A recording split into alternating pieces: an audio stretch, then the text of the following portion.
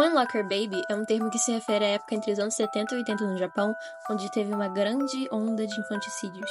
As mães colocavam os bebês em armários públicos que você tem acesso colocando moeda e eles morriam de asfixia.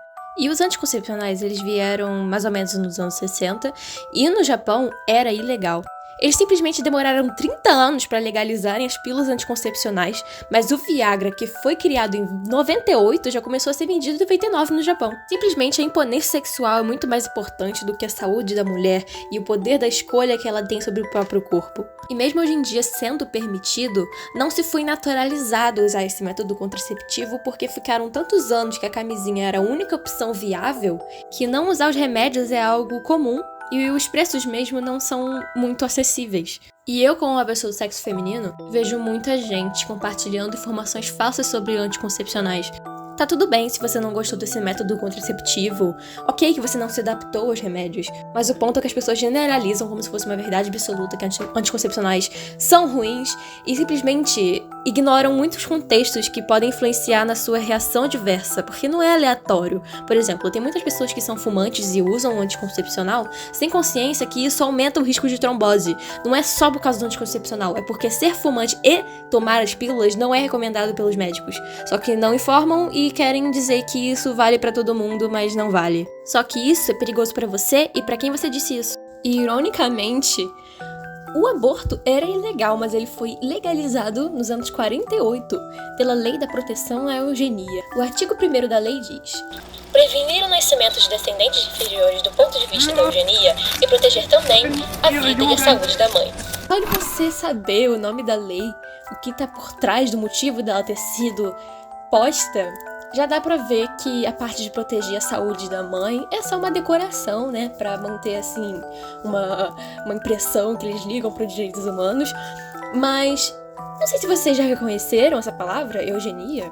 É uma ideia que existe uma raça ou genética superior, ou seja, o aborto não era para proteger vítimas de abuso, evitar mortes de mulheres por causa de procedimentos clandestinos, e sim, porque eles acreditavam que por uma seleção genética teria um controle populacional para criar uma raça pura.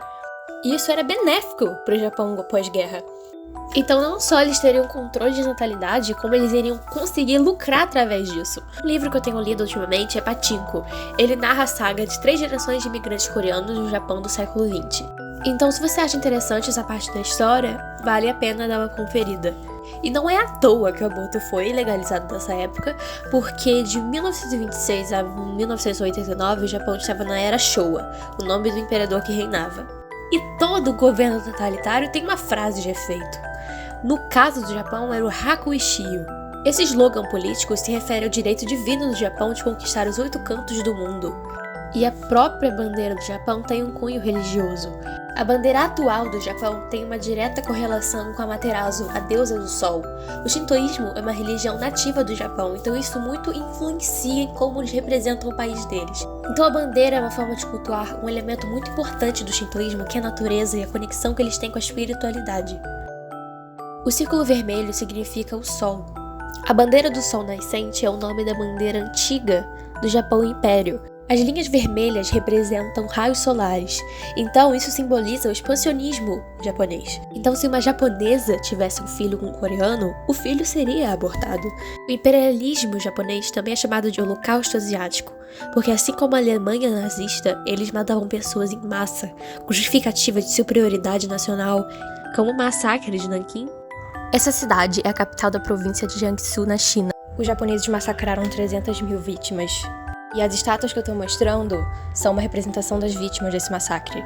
Além de cidades dizimadas, eles mantinham prisioneiros coreanos e chineses para fazerem experimentos científicos para melhorarem táticas de ataque na guerra, ou pela simplesmente curiosidade sádica de saber até onde o humano consegue viver, qual que é o nível de tolerância de dor máxima que ele pode aguentar. Eles iam de botar prisioneiros e centrífugas para ver os efeitos de alta altitude no corpo humano, a cortar a pessoa para analisar seus órgãos enquanto ela está viva. Isso se chama vivissecção, normalmente é praticado com animais. E é por isso que eu gosto de falar sobre esses artistas japoneses que explicitam partes do Japão que ele quer esconder. O escândalo dos Coin Locker Babies é só uma ponta do iceberg. E não anula que a partir do momento que você é consumidor, alguma realidade fabricada vai ser enfiada goela abaixo e você não vai reparar o quanto você está sendo manipulado e você vai se imaginar querendo morar num determinado país. A Coreia mesmo vem de uma visão romantizada da vida coreana e, enfim, fabricando essa ideia de pessoas perfeitas, ídolos perfeitos, mas tem muitos problemas na indústria musical de K-pop, e a gente sabe muito bem. Só que o público novo fica com essa ideia fantasiosa de um país.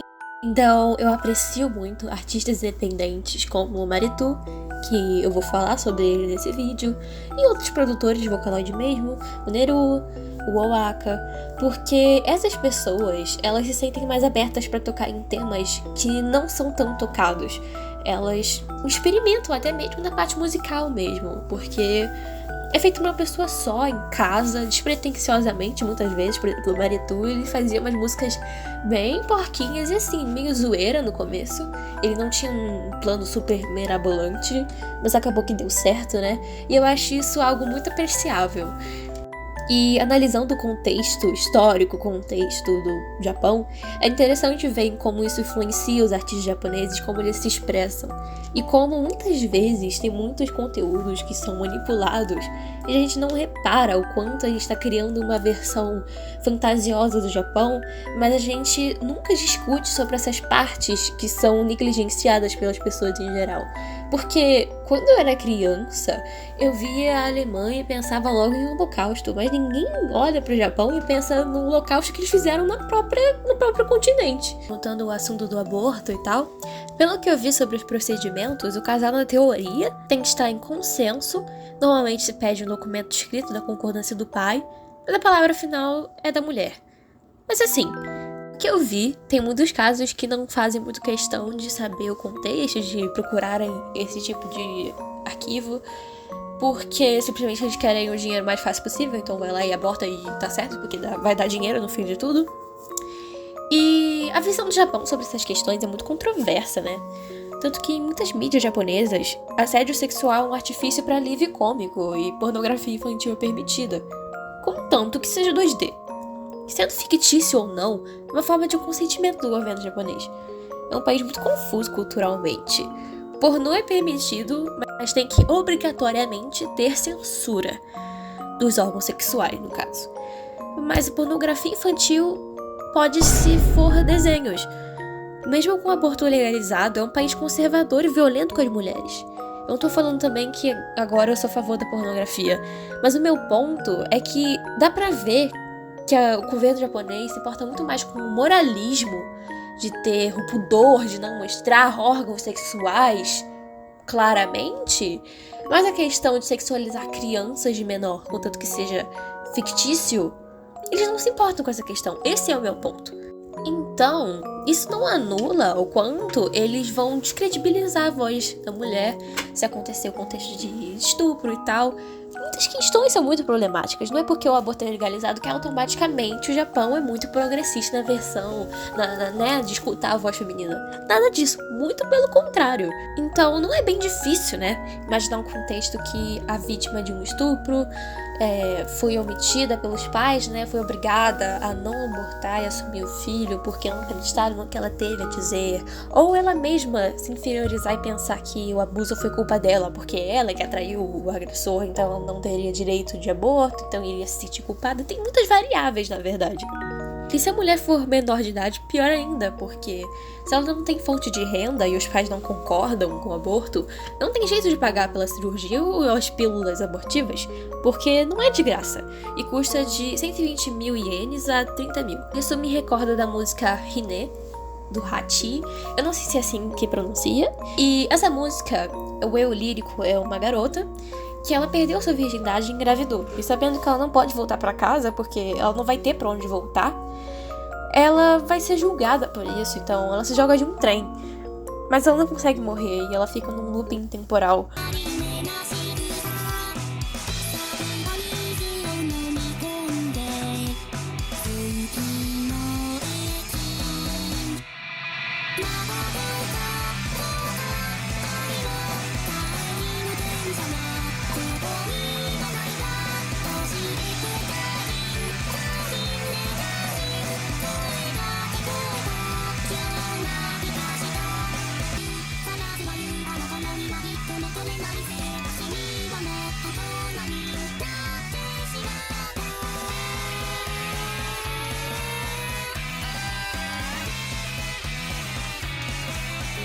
também queria lembrar vocês do fato de que o Japão não tem pílulas do dia seguinte. Então, ok, vamos considerar aqui que aconteceu um acidente mesmo. E aí, meu Deus, estou contra aborto porque você poderia ter tomado alguma decisão antes disso acontecer.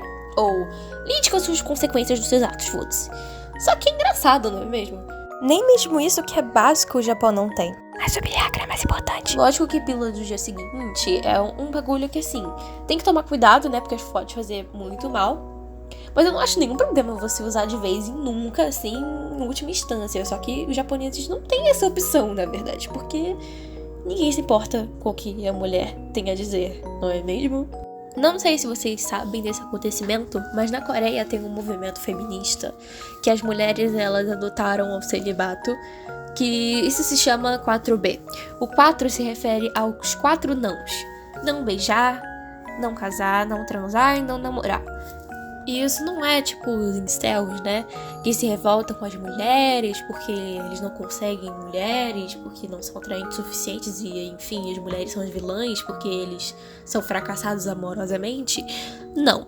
O movimento 4B é algo proposital. Elas escolheram essa vida porque até os coreanos aprenderem a respeitarem as mulheres, elas não vão se relacionar com nenhum homem. Então a taxa de natalidade da Coreia tá cada vez menor. E não só isso, né? Eu tava até refletindo sobre isso esses dias, assim, vendo um monte de K-popper no Blue Sky, o Twitter alternativo. Porque é tanta gente falando que queria ter nascido coreana, porque, assim, viveria num dorama. É engraçado isso, porque na vida real não funciona desse jeito. Parece óbvio falando desse jeito, mas é engraçado, porque a taxa de natalidade não tá só ruim por causa disso, por causa do movimento feminista, mas também porque simplesmente as pessoas não têm tesão. O tempo que você fica trabalhando e simplesmente sem folga e sem paz, as pessoas simplesmente não têm tempo pra desenvolver relações amorosas. Elas não têm tempo pra se concentrarem na saúde mental.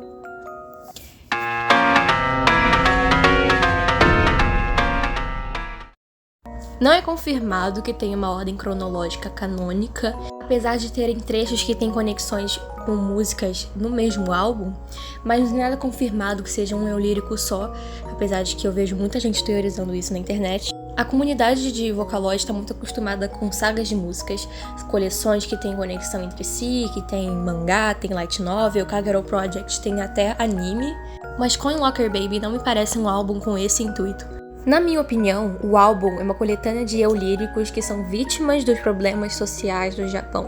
E tem umas incongruências partindo do pressuposto que é um eu lírico só, porque tem músicas que as pessoas teorizam que ela morreu, tem outras que também falam que é a morte, então qual que seria a música que ela realmente morre? Então, pra justificarem isso, eu vi gente falando que música X ela realmente morreu e a outra é o espírito dela falando. Só que, sei lá, eu acho que é muita forçação de barra e não tem nada que realmente dê a entender que o Maretu tinha esse intuito, então eu não entendo muito sentido, mas é algo que tá inerente a fandom de Vocaloid, que principalmente nos anos 2003, assim, a rapaziada gostava muito de creepypasta, então sempre faziam alguma teoria da conspiração. Mas é isso aí, vamos pra primeira faixa.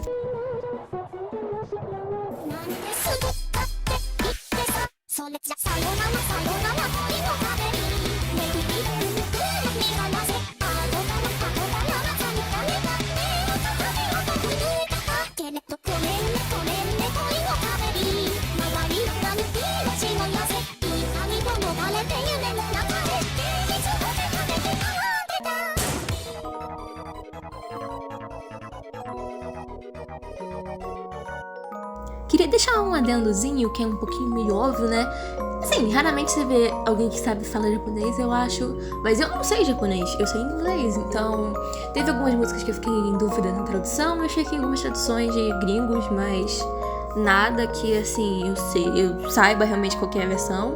E tem várias coisas que podem ser adaptadas, porque, pô, o japonês É uma língua que tem 4 alfabetos e os kanjis significam coisas diferentes dependendo do contexto, então é meio difícil de adaptar essa língua. A música é bem clara sobre o que ela tá falando, só que eu entendi que não necessariamente o bebê é fruto de um estupro, tá? E então isso me deu a entender que não é só um eu lírico, não só essa música me deu a entender isso, na verdade. Juntando todas as sensações nas pontas dos meus dedos e elas vão para o armário, juntando todas as emoções arrancadas da minha garganta. Eu tenho necessidade de você, e daí? O que há de errado nisso? Vamos nos livrar desse segredo problemático, tão irresponsável o que você disse. Mas me desculpe, meu bebê do armário de moedas, o que é? Queime até virar uma crosta do seu ciclo kármico de vida. Escapando de todas as dores, você fugiu para o mundo dos sonhos, rindo daquele lugar afastado da realidade. Um coração ferido e um sonho quebrado. Tentei trazer de volta o sentimento precioso que eu tive, mas ele se desfez completamente, manchado e feio, manchado de sujeira, desprotegido por dentro. Eu esperei, mas no final, quando eu fiquei com medo, era um pouco tarde demais. Aí no final da música, ela fala assim: enquanto você cochilava com um sorriso ainda nos lábios, seu corpo esfriou. Na letra da música, em muitas partes parece que ela tá falando com a própria pessoa, né, o genitor do bebê que foi morto. Então foi um ato consensual, só que ele é abusivo e obriga ela a matar o bebê, já que ela não quis abortar. Eu só não entendi a surpresa no final. Eu não sei se foi uma letra que foi adicionada pelo Maritu pra ficar um pouquinho mais mórbido, porque ele adora, mas pode ser também que o lírico talvez seja uma criança e por isso que ela tem essa inocência, talvez. Não faço a menor ideia, mas tá aí, né? Ou que ela realmente praticou algum procedimento pra tentar salvar a criança nos últimos momentos ali.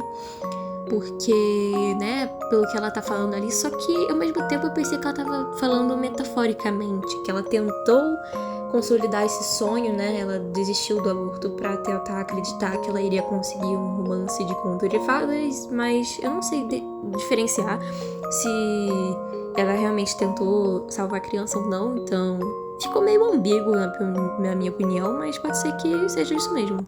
Aviso aqui, Coin Locker Baby não é a primeira música do álbum, falei errado, porém, contudo, a primeira música não tem muita coisa pra adicionar, mas basicamente ela tá falando sobre o último dia que a criança vai sobreviver, porque ela tá no ventre ainda, então ela para e depois mata a criança. Então, ela fala sobre o desabafo dela e é isso aí, é bem descritivo, assim, não tem muito o que acrescentar.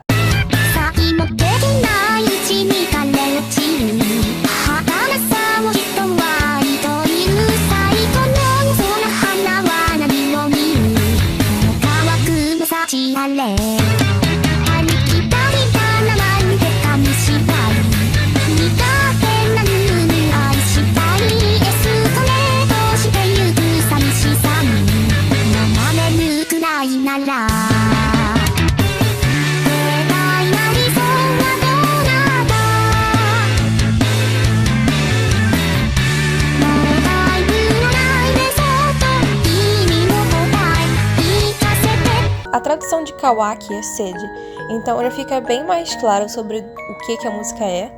Então ela é sobre você projetar a vontade saciável de você achar um sentido pra sua vida, pra um amor que preencha o vazio interior nas outras pessoas. Mas o eu lírico tá solitário, então eu substitui amores pelo álcool.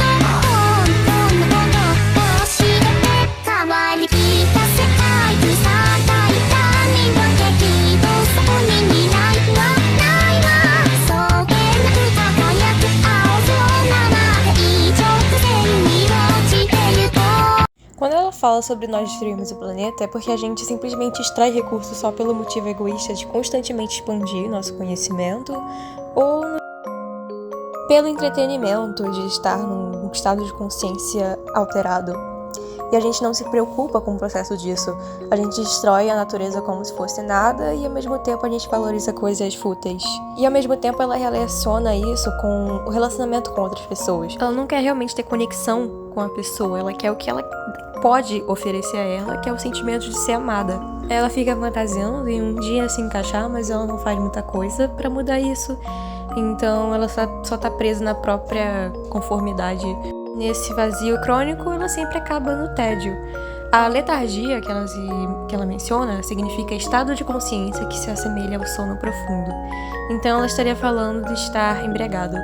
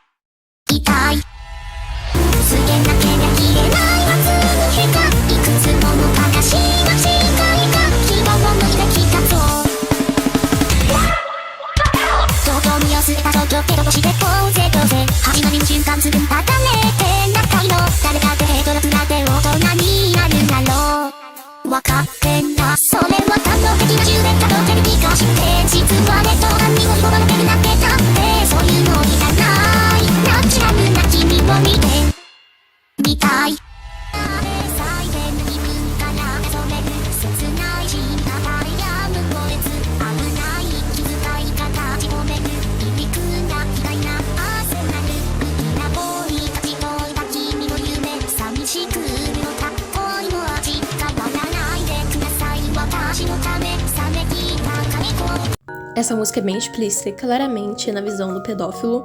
Essa música tá conectada com Chromise. Eu não sei se é assim que pronuncia, mas Chromise, no caso, é na visão da vítima. Achei interessante que o eu lírico fala sobre o complexo de inferioridade da vítima dele. Ela se mostra frágil pra fazer ele ter pena dela e conseguir a atenção dele através da clássica conversa de "você é madura pra sua idade".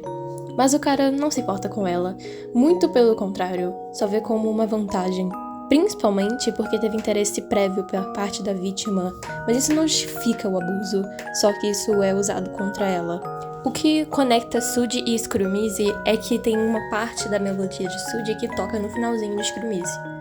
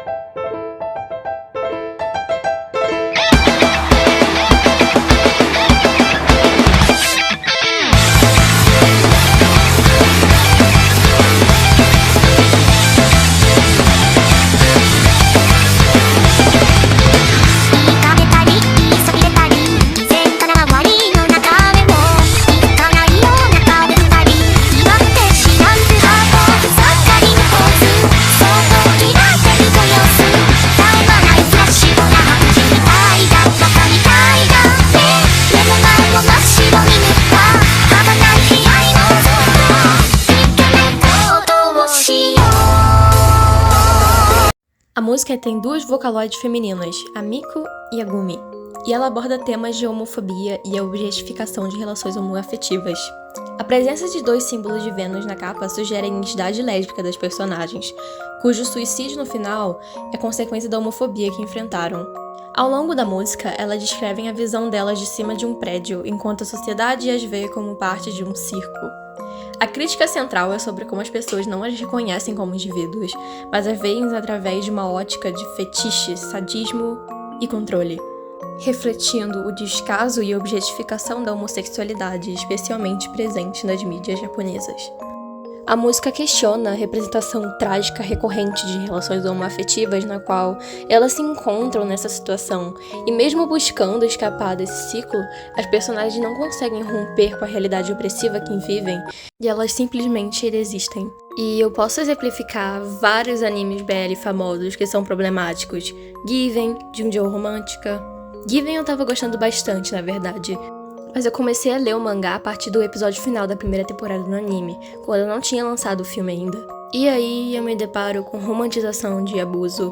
Eu nem vou fazer questão de botar a vida de spoiler, porque eu acho que se você não compactua com isso, não acho que nem vale a pena você sequer dar uma chance pra Given, pra depois você se decepcionar. Então se você levou um spoiler, olha, eu acho que é livramento. E quando esse tipo de coisa não acontece nessas obras, sempre tem algo muito particular nessas narrativas, porque parece uma representatividade plástica.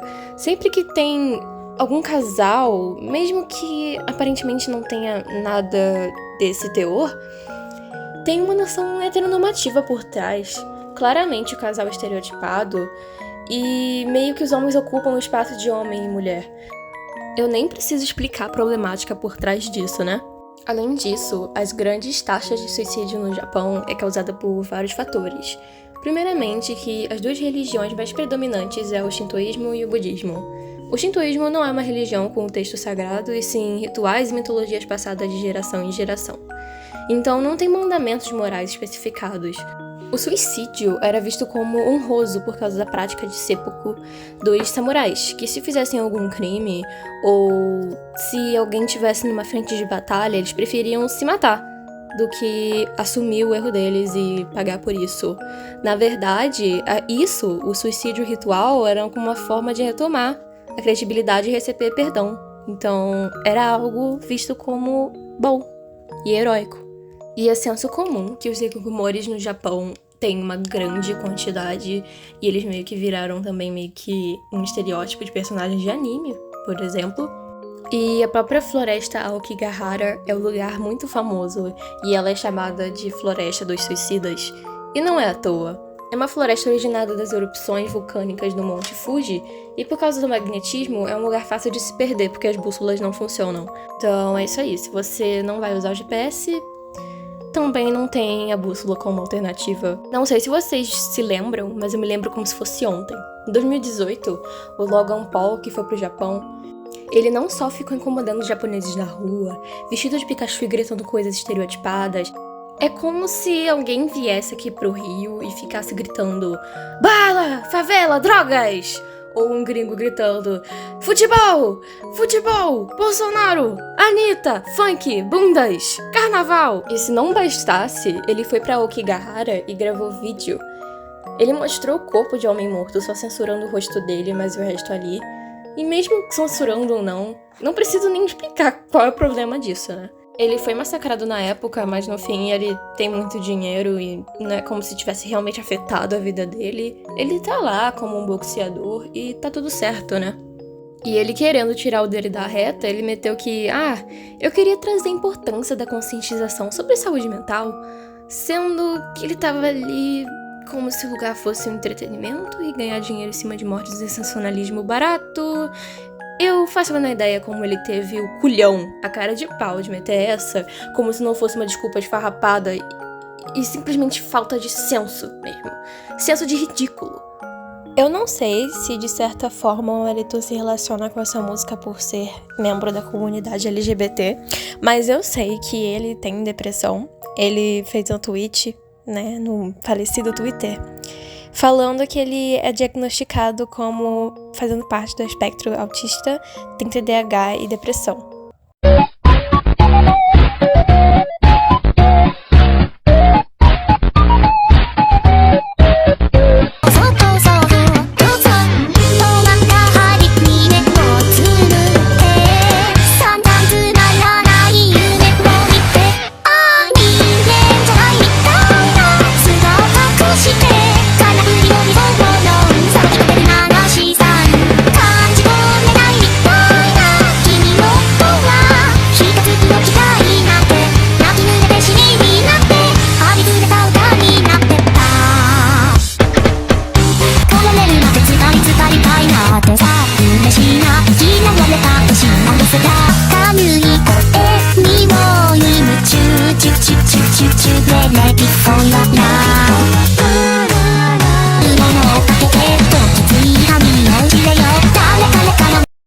O que eu mais vi foram pessoas falando que essa música fala sobre síndrome de Estocolmo, e eu não gosto desse termo, então eu queria falar sobre ele. Primeiramente, não tem como diagnosticar alguém com isso, porque não é um transtorno reconhecido pelo DSM-5, que é o Manual Diagnóstico e Estatístico de Transtornos Mentais. Claro que ele é atualizado conforme os estudos psiquiátricos vão evoluindo e tiram termos que já não são utilizados, mas o que acontece é que esse termo surgiu de um sensacionalismo midiático em volta do assalto em Estocolmo, que deu nome a esse termo, e querendo ou não, usando esse termo hoje em dia, mesmo que vulgarmente, dá margem para as pessoas darem palco para isso, sendo que não tem embasamento científico.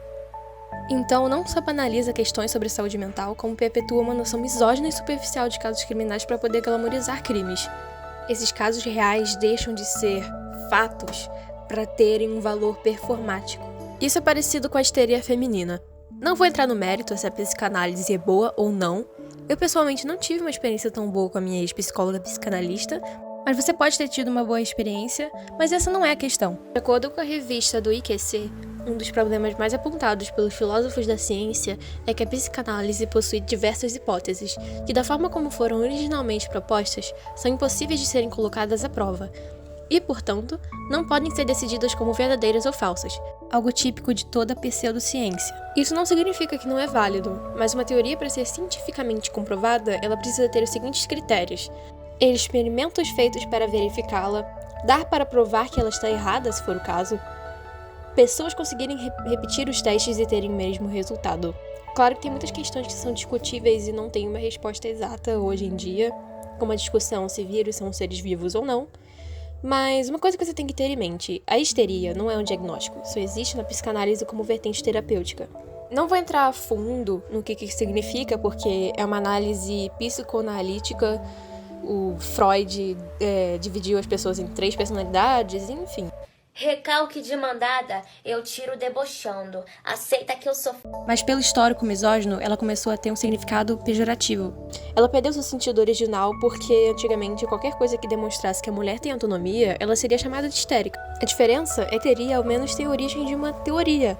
Mas Estocolmo só surgiu por causa de uma história que foi aumentada. E no meio das minhas pesquisas, eu achei um TCC da UFRJ, da Bianca Yonamimi, que fala sobre isso. Controle do feminino na mídia, uma proposta sobre síndrome de Estocolmo. Durante uma pesquisa mais aprofundada sobre sintomas clínicos da síndrome de Estocolmo, do ponto de vista psicológico e psiquiátrico, vim a descobrir que essa não é reconhecida como oficialmente patologia, devido à sua imprecisão e à falta de estudos teóricos. No entanto, apesar disso, os comportamentos relacionados à síndrome podem ser observados em diversos casos e em outros transtornos. Natasha, depois de liberta, não se mostrou uma vítima como o público esperava na época. Fazer declarações que seu raptor era criminoso, mas não um monstro, tirou-lhe rapidamente a simpatia do público, que chegou a acusá-lo de ser cúmplice do crime para ganhar dinheiro com a tragédia. Aparentemente, a mídia, assim como a sociedade, não consegue compreender as dubiedades das situações e realidade multifacetada dos seres humanos. Na incapacidade de assimilar que mesmo os criminosos podem ter seu lado bom e que a vítima não precise necessariamente agir como uma coitada, diziam que a menina teve síndrome de Estocolmo. Não queriam ouvir o que ela tinha a dizer, não queriam compreender as múltiplas facetas de situação desenvolvidas. Os jornais quiseram criar uma história unilateral em que Wolfgang era um monstro e Natasha apenas uma vítima. Quando Natasha não permitiu que isso acontecesse, se tornou alvo de desconfiança. Desse modo, não é difícil associar as diversas formas que a mídia busca silenciar as mulheres, diminuindo as perspectivas unilaterais. Como a mulher de biquíni de comerciais de cerveja, que é apenas um corpo bonito, ou as mulheres em comerciais de produtos de limpeza só podem ser dona de casa, e Natasha deveria ser apenas a vítima. A síndrome de Estocolmo poderia ser uma das formas em que o meio midiático encara o que não entende, ou o que não lhe convém compreender. Se não existe uma síndrome de Estocolmo como patologia, que mecanismos uma pessoa em situação de risco utiliza para se defender? Até que ponto a síndrome de Estocolmo é uma forma de sobrevivência de um grupo vitimizado, e até onde esse termo se torna um atalho da cultura dominante na mídia sobre o que ela não quer explicar.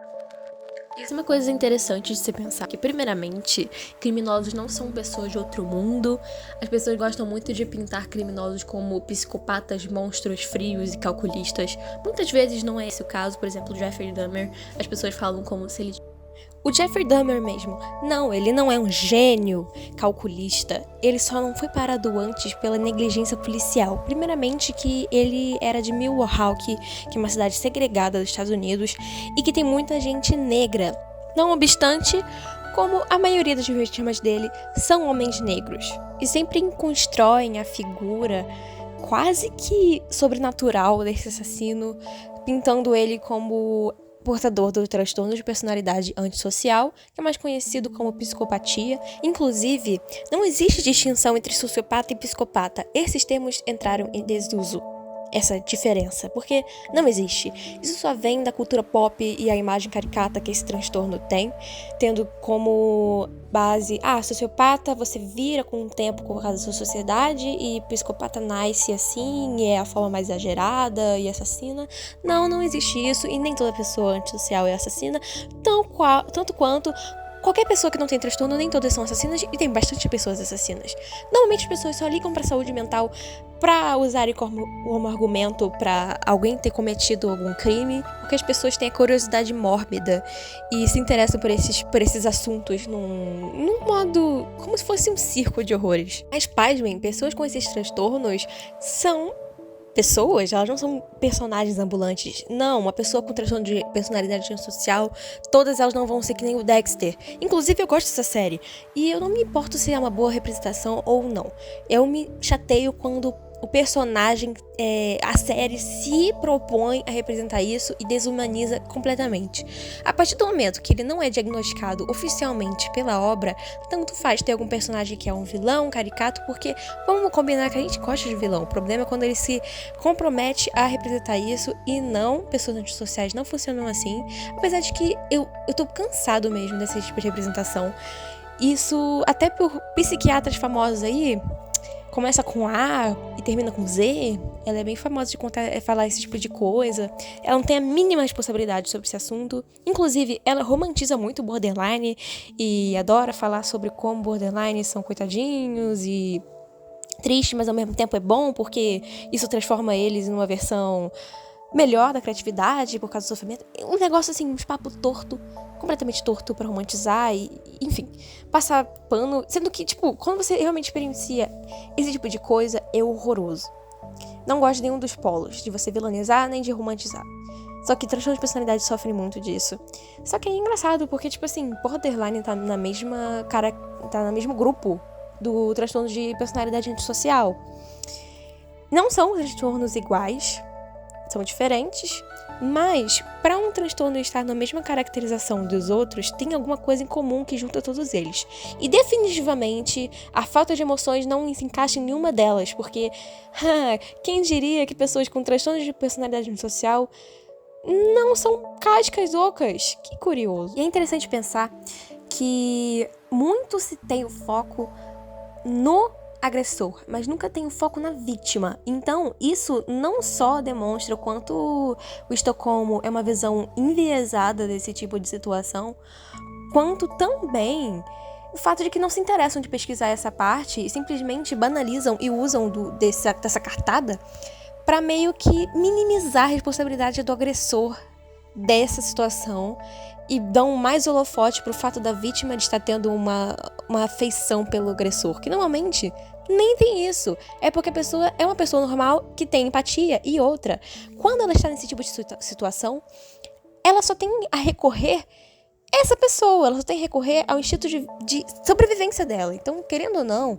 ela tem que racionalizar, ela acaba criando um cenário mental que ela tem que arranjar qualquer alternativa para se confortar e tentar sobreviver do jeito que dá. Como, por exemplo, tentando manter uma amizade meio que amistosa, entre aspas, muitas aspas, para tentar conseguir algo em troca.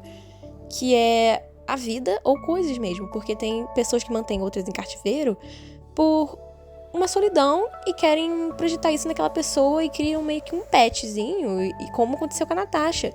Nesses anos todos ela tinha suprimentos, ela era alimentada, era tudo esse tipo de coisa, ela pedia coisas e o agressor dava pra ela. E meio que ela tinha 10 anos de idade. Esse período da puberdade é quando você começa a criar a sua personalidade só que ela não teve experiência de vida. A única coisa que ela teve de experiência é estar num cativeiro e simplesmente ela só tinha aquela pessoa como referência interpessoal. Então, querendo ou não, mesmo que inconscientemente, ela criou um laço com aquela pessoa, mesmo que seja por um motivo péssimo. E ela em nenhum momento se vitimizou ou falou como se ela gostasse do agressor.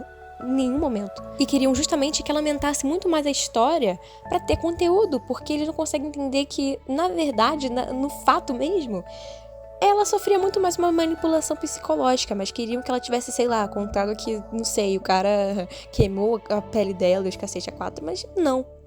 Mas não deixa de ser uma situação perturbadora. Ela ficou 8 anos, literalmente 8 anos trancada, sem perspectiva de vida. É uma junção de mecanismos para títulos de sobrevivência, só que não é suficiente para ser uma patologia específica. Tem um livro que foi escrito nos anos 70 que se chama Coin Locker Babies, igual o álbum do Maridu, que fala sobre crianças que foram salvas antes de morrerem de asfixia e que foram por um orfanato. E aí trata da vida deles e o desenvolvimento deles como adultos disfuncionais por causa desse trauma e por saberem que desde o início, desde a origem deles, eles não são desejados. Então isso afetou na autopercepção deles, em como eles se relacionam com as outras pessoas. Um personagem tem problemas alcoólicos, tem problemas de raiva, impulsão, e o outro tem problema de internalizar um ódio de si mesmo de um jeito que ele é passivo nas relações que ele mantém ao redor da vida dele. Então, na outra música, o Migatari, que está relacionada também com as outras músicas que eu citei antes, que é sobre essa dependência emocional, no fim dessa música, ela começa a falar sobre por que eu existo, e talvez o eu lírico seja um desses Coin Locker Babies, similarmente a esses personagens desse livro.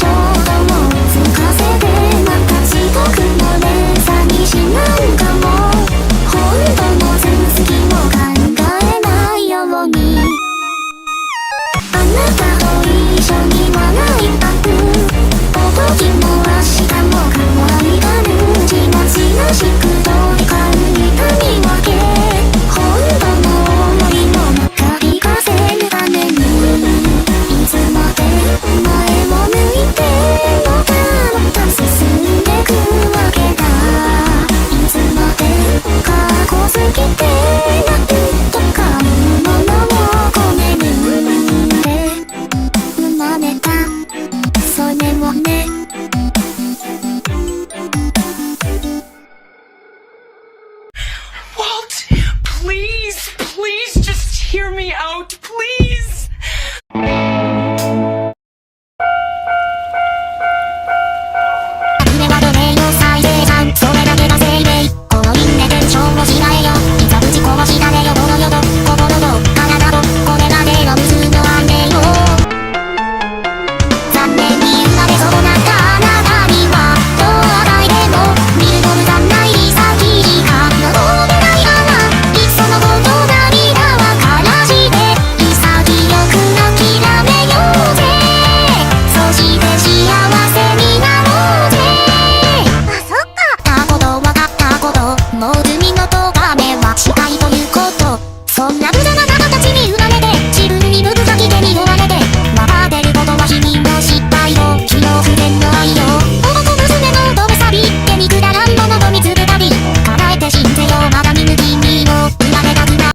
Essa é a minha música favorita do Maritu, então não é à toa que ela tá na blusa do meu personagem que eu fiz a ilustração. E ok, que eu não sou uma mulher com filho indesejado, que eu acabei criando uma repulsa e culpa por ter esse sentimento que eu não consigo evitar.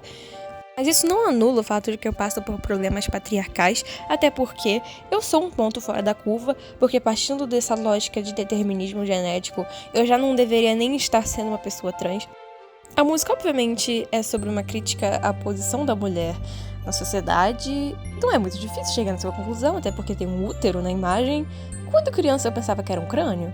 Sim, um crânio de algum bicho esquisito com chifre. Mas é porque quando eu criança eu gostava das músicas do Maritu mais sonoricamente, mas eu fui criando maturidade e lidando com essas questões e meio que entendendo sobre o que as músicas falam sobre. Quando ela fala sobre quebrar esse ciclo de vida e morte, sobre reencarnação, apesar de que tem gente que acredita nisso, tudo bem, você pode interpretar do jeito que você quiser, na verdade. Mas, pra mim, o que tem mais nexo é sobre o fato de que se ela parir uma pessoa de sexo feminino, ela passa pra frente essa culpa, esse cargo que ela obtém. Então, ela quer acabar com esse ciclo vicioso. E é por isso que, implicitamente, dá pra você entender que ela comete suicídios jogando na frente do metrô. Quando ela fala que ela vai saltar e nascer de novo, é que, porque em vida ela não tem como corrigir isso. Querendo ou não, quando você não tem controle do seu próprio corpo, tendo controle da sua própria morte é uma forma de resistência. E é por isso que em Gilead, o quarto das aias é projetado para não ocorrer suicídios. Meu quarto, então, que seja, tem de haver algum espaço afinal que eu chame de meu, mesmo nesse tempo. E por que o vidro na janela é inquebrável? E por que tiraram o candelabro? São bastantes vezes que o suicídio é mencionado na história. E nesse mundo, a lógica sexista de transformar o corpo da mulher como um instrumento de reprodução para manter mão de obra não é mais velado, é literal. A música me marcou muito porque eu me identifico com ela encaixando a letra à minha realidade, né? Eu sou um garoto trans e eu tenho que pagar pelos meus pecados, como diz a música. Não importa se eu nascer de novo, que no caso seria referindo-se à transição de gênero, eu ainda estaria ligado aos meus traumas que me remetem ao meu nascimento, que me fazem ser vista como uma mulher pro senso geral. Nasci para ser uma mãe, ser uma boa garota, não uma falha que acredita em mentiras antibiológicas, entre aspas. Nasci para gerar vidas. Não é justo eu me tornar infértil porque eu quero me sentir feliz comigo mesmo. Ou será que não? Não é justo eu estragar esse corpo? Ou será que sim? É egoísta eu querer encaixar o meu corpo à minha percepção de mim mesmo? Ou porque Deus me deu a vida, eu não posso ser merecedor de ser eu mesmo? Como a letra diz, eu deixei meu coração enegrecido para trás, porque é tarde para corrigi-lo, e aceitei esse estado crítico que me foi pregado, odiando meu corpo e estando preso na visão dos outros e objetificação. Claro que eu não concordo com esse tipo de ponto de vista, mas meio que representou muito o meu processo de autodescoberta. E esse estado que eu não sei dizer se eu pertenço ou não pertenço, até mesmo no meio das pessoas trans. Porque é algo muito recorrente na realidade de muitas pessoas que se encontram com esse tipo de problema. Não que ser trans seja um problema, mas tudo ao redor dela, principalmente quando você é do sexo feminino e você tem que lidar com esse tipo de questão. Porque muito cai no discurso que você não deveria fazer isso porque você nasceu com um corpo puro e que é feito para reprodução e você estaria perdendo uma parte vital da sua vida, como se o sonho de toda pessoa do sexo feminino tem que ser necessariamente ter um filho. Gosto muito desse tipo de temática, obras que retratam essa dualidade, problemas com normas de gênero, principalmente no meio do terror. Então, obras que eu tenho muito apego é Coin Locker Baby, Perfect Blue, que é meu anime favorito, que provavelmente eu vou fazer um vídeo e vou linkar com A Substância, que é um filme que lançou agora. Provavelmente você já ouviu falar, porque todo mundo tá falando sobre e tá me dando muita vontade de assistir. Provavelmente eu vou gostar tanto quanto eu acho que eu vou gostar e vou fazer vídeo e eu vou relacionar tudo isso num balaio só. Vou falar de Helter Skelter, Perfect Blue, Cisne Negro. E eu adoro um body horror, apesar de que eu consumo muito mais em mídia de mangá do que realmente filmes. Eu conheço poucos até. Além dos clássicos, obviamente, todo mundo conhece Centopeia Humana, mas eu não tô metendo ela nessa lista. Eu acho que Kafka também se encaixaria em body horror, que é um clássico perfeito. Tem também A Mosca, que é um filme muito, muito famoso, antigo, que eu nunca assisti e que provavelmente eu vou assistir porque me deu uma vontade agora, pela obsessão de eu ver um monte de clipes da Substância. O problema é que eu não quero ver spoilers suficientes pra eu não prever tudo do filme. Tipo, eu sei que não deve ter alguma coisa fora dessa linha que a gente já sabe que é sobre opressão estética, só que de uma forma grotesca. Mas eu simplesmente não consigo parar de pensar em ver a Substância e eu ainda não achei o Drive. O álbum Coin Locker Baby, de Marietou, nos confronta com temas sombrios que refletem profundas feridas sociais, muitas das quais continuam abertas tanto no Japão quanto em outros países, mas especialmente muito relacionada a essa cultura que o Japão tem, esse nacionalismo exacerbado. Na verdade, não é bem exacerbado, tem uma diferença entre você ser patriota e nacionalista. Porque, claro, uma coisa é você ter orgulho da sua pátria, de onde você veio, a sua origem. Mas o nacionalismo parte do sentimento geral de ódio pelas outras nações, superioridade do nosso país, mesmo que esse ódio seja inconsciente. Hitler não foi de repente, apareceu ali e todo mundo começou a odiar judeu. Foi um processo lento. Só que quando a gente já tá no futuro e observa o passado, as coisas parecem muito mais simples do que elas realmente foram. E ele usou das artimanhas, ele usou da fragilidade daquela população em crise para justificar e usar os judeus como um espantalho para sustentar aquela ideia. E esse tipo de coisa tem um papel crucial na manutenção dessas estruturas de poder. Quando isso é enraizado, ninguém questiona. Ou melhor, não chegam nem a ter o conhecimento de certos acontecimentos no próprio país. Esse tipo de coisa é socateada ao máximo, principalmente para manter uma posição do Japão como uma potência até hoje. Mesmo que nos backgrounds seja um negócio podre. Tanto que até hoje usam a bandeira do Sol Nascente, só que nas forças da Marinha. Então isso é importante pra gente ter essas realidades expostas pra gente e ter a urgência de desafiar essas dinâmicas. Porque, querendo ou não, muito é divulgado animes que criam uma visão utópica do Japão que não se aplica à realidade.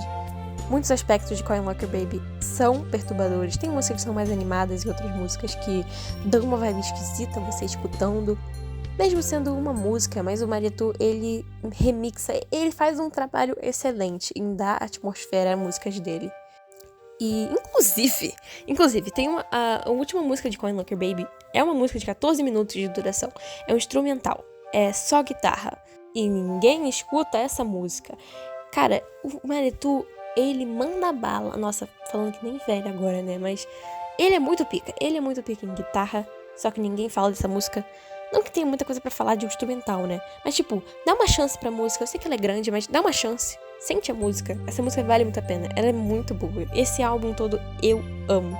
E no fim, eu não sei terminar vídeos. Então, eu acho que é isso aí. But my Stockholm syndrome is